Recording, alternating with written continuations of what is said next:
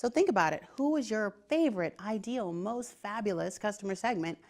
That's who you need to be thinking about. And you also need to make sure that every single person in your company know who that is as well. So what's the next question you need to be asking yourself? Well, that's all about, unfortunately, competition. So you figured out who you are and you figured out who your customers are. Now you've got to do the unfortunate thing of figuring out who your competitors are. You probably already know this, right? It's the other mechanic down the street, or it's the salon or the stylist next to you, right? They could theoretically be your competition. So why do you have to even think about them? You have to think about them because your customers are going to be thinking about them. You need to figure out how you and your business are different than your competitors, and figure out what is the thing about your business that's more interesting to your target customers than what your competitors do. So I'll give you an example. One of my clients offers a particular type of information to a particular type of company, and there are lots of competitors in that space. Now, there are lots of competitors that offer information for sale, but her business offers a particular type of information, really ideal for marketers that really want to go to market to a particular type of customer segment. So her brand definition and her digital brand really focuses on how she's different and that really specific thing that she does. So if I give some examples that common small businesses do, so maybe you're a retailer and you sell all types of hot sauce.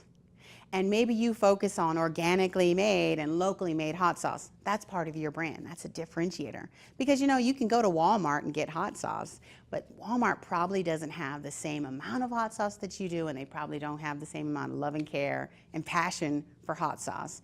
And believe me, those hot sauce lovers, they're going to want to have an experience with you more than they're going to want to have an experience with a retailer that doesn't really passionate about it. So first thing, who are you? Second thing, who are your ideal customers? Third thing, who are your competitors and how are you different? Now, if you want to be really, really, really fancy and you're like, I'm so good at this, I'm so great at digital branding, the fourth thing is the secret sauce. So that last little bit is, how do you want to delight your market? So the way I like to do it is with visuals. So almost everything that we do at Change3 has a real photography digital component. So we like to use a lot of real photography, so not graphs or cartoons, but real pictures. And we like pictures that smack you in the brain and in the heart, an intellectual, emotional experience. So we've actually thought about that, and as a company, that is how we go to market with our solutions and our creative. So for you, you got to think about that too.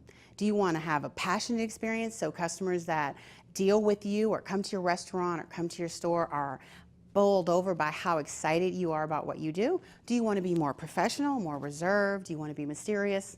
It's up to you. But if you actually think about it and define it and then ensure that you execute that, then you're going to have a salient, crisp, effective digital brand. Thank you for joining us today on Size Matters, Wake Up America Media Network.